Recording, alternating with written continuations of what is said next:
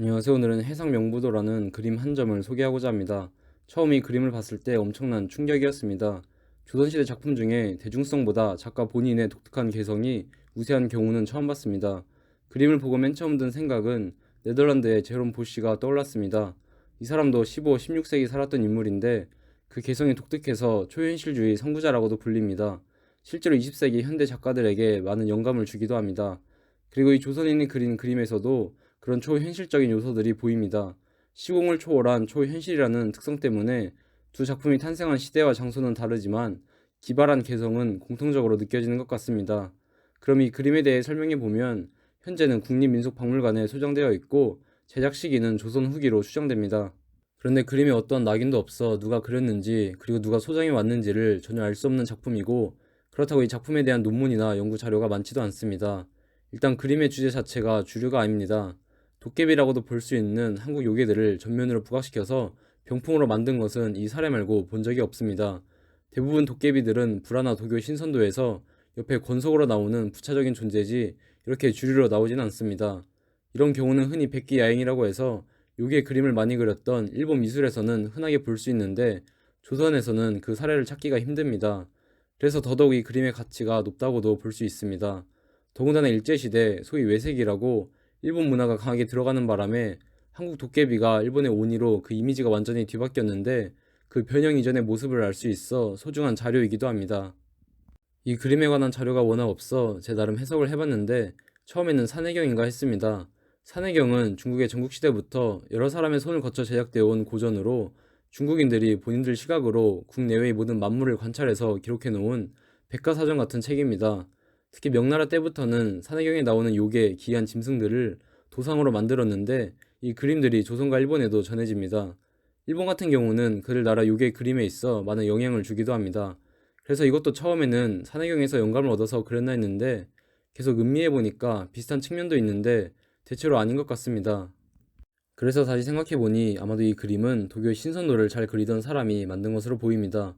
그 연결고리 중 하나가 이 기괴하게 생긴 도깨비입니다. 머리에 나무가 자라고 있는 이 괴상한 생물체는 도교의 신선도에서만 보입니다.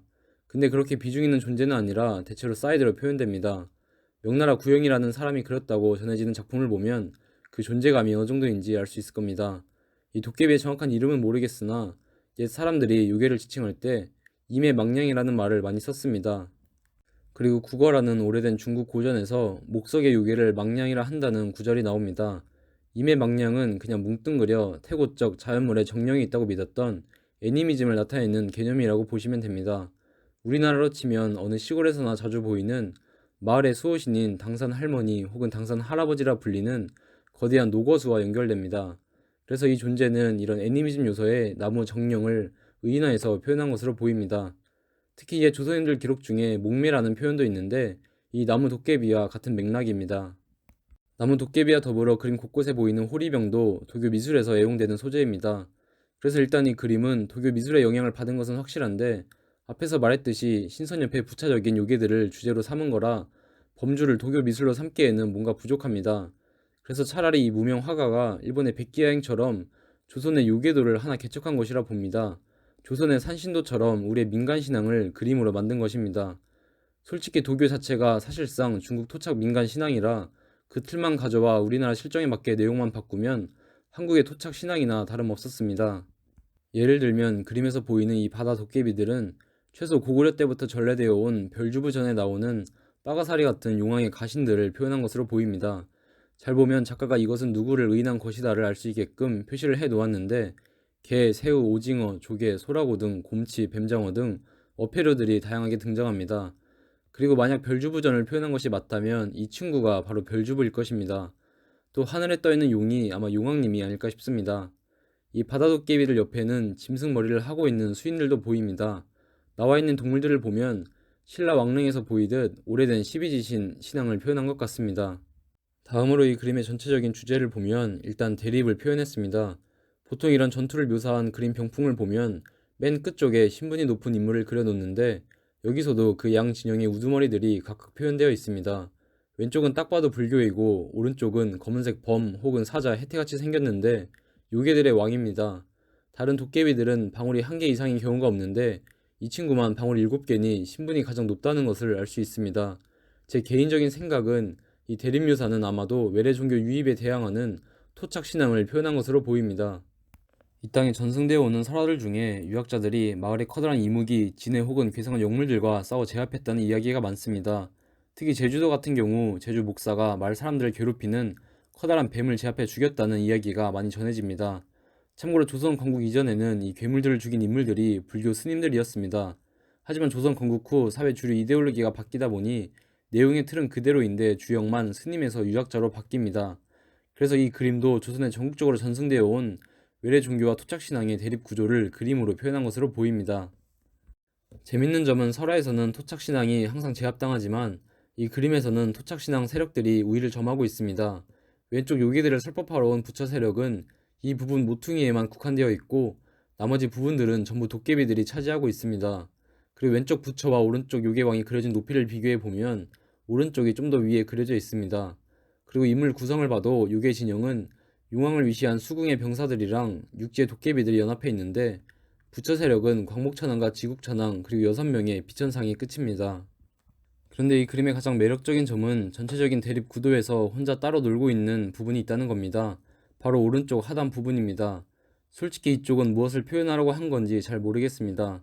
다만 왼쪽에 서 있는 사슴요괴는 녹정이라고 정조실록에도 등장하는 도깨비를 연상시킵니다. 신라 최치원이 가야산에 공부했을 때 맨날 옆에 있다가 돌을 깨우쳐 사람으로 변할 줄 아는 신기를 터득했다는 도깨비입니다. 털이 희고 백운 거사라는 별칭도 있다고 했으니 그림 속 하얀 사슴과 비슷한 측면이 있습니다. 이 사슴 요괴와 대칭을 이루는 그 반대쪽에도 하얀 괴생 물체가 있는데 다른 요괴들 중에서도 이 존재가 가장 미스테리합니다. 어릴 때부터 문화재를 많이 봐왔지만 이것과 유사한 사례는 본 적이 없습니다. 그나마 신선도나 산신도 그리고 도교의 수성노인 정도가 이것과 도상에 있어 근접하다고 보는데 아무리 봐도 그냥 에일리언입니다. 그래서 개인적으로 이 하단 부분이 작가의 정신세계가 가장 강하게 드러난 부분이 아닌가 합니다. 그 중에서도 이 병풍 한가운데 부분이 예사롭지 않습니다. 원안에 쭈그리고 앉아있는 인물도 그렇고 왼쪽 벼랑 끝에 앉아서 무언가 수심에 잠긴 인물은 아마도 작가 자신을 표현한 것 같은 느낌을 강하게 줍니다. 대체로 이 그림의 화격을 보면 그 수준이 상당히 높습니다. 절대로 민간에서 미나나 그래서 팔던 아마추어 수준이 아닙니다. 그래서 더욱 이 화가 인생이 고달팠을 것이라 봅니다. 조선 사회가 유교 이데올로기로 강하게 사람들의 욕망을 억제하는 사회구조라 예술가들에게 있어 자신들의 예술혼을 마음껏 발휘하기에 좋은 환경은 아니었습니다. 옆 섬나라 같은 경우와는 달리 예술가들이 자신만의 개성을 분출시킨 데 있어 자유로운 풍토와는 거리가 멀었습니다. 농담이 아니라 사도 사교로 낙인 찍히면 목숨까지 위태로울 수도 있었습니다. 그래서 이 벼랑 끝에 앉아있는 이 나무도깨비가 화가가 당시 자신의 신세를 투영시킨 것이 아닌가 합니다. 현재로서 이 화가의 정체를 알 수 없지만 그래도 이 그림에는 그동안 억눌려왔던 예술혼을 쏟아부은 것으로 보입니다. 덕분에 우리는 다른 조선시대 작품에서 비슷한 사례를 찾아볼 수 없는 희대의 걸작을 감상할 수 있게 되었습니다. 끝으로 왼편에 날아다니는 인물상들도 언급하고 싶습니다. 처음에는 불교 미술에서 자주 보이는 비천상인 줄 알았는데 자세히 보면 다채로운 날개가 달려 있습니다. 문제는 비천상에는 보통 날개를 표현하지 않아 다시 생각해봤는데 그나마 불교의 상상 속 세라는 가릉빈가와 비슷해 보입니다. 그런데 또 한 가지 문제는 이것과 비슷한 조선시대 가릉빈가 사례를 찾기가 힘들다는 점입니다. 오히려 동시대 일본의 가릉빈가와 닮아 있습니다. 또 무기를 들고 있는 것을 보면 일본의 탱구들이 생각나기도 합니다.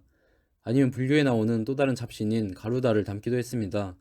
인물 중 하나에 표현된 새 부리가 그것을 암시하고 있는 듯 하기도 합니다. 결국엔 뭐 하나 딱 일치하는 것은 없어 뭐라고 단언짓기에는 애매합니다. 게다가 맨 아래쪽에 있는 인물은 새날개가 아니라 박쥐날개를 하고 있습니다. 맨 오른쪽 인물은 또 혼자만 목이 기형적으로 깁니다. 날개도 유일하게 새하에서 백로에서 영감을 얻었나 싶습니다. 한편으로는 또 서양권 천사가 연상되기도 합니다. 특히 날개 색깔에 있어 페르시아권 천사들과도 닮았습니다. 혼란의 연속인데 옆에 꽃잎이 흩날리는 표현 기법이 한 가지 실마리가 아닐까 합니다. 왜냐하면 서양화 원근법의 영향이 보여서 조심스럽게 이 화가가 외래서적도 일정 부분 참고하지 않았을까 하는 생각이 들기도 합니다.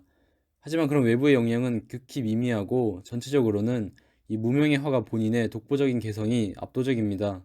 사실 이 그림에서 못 다룬 부분도 많은데 영향이 딸려 해석하기가 힘듭니다. 확실한 것은 이 그림은 현대 우리에게 있어 영감의 원천입니다. 영화, 게임, 드라마, 만화, 웹툰 등 이 그림이 내포하는 스토리의 활용 가치는 무궁무진하다고 봅니다. 아무쪼록 대중에게 이 희대의 걸작이 더 많이 알려졌으면 좋겠습니다. 재밌게 보셨습니까? 다음에도 새로운 지식의 공유를 위해 더 좋은 콘텐츠로 찾아뵙겠습니다.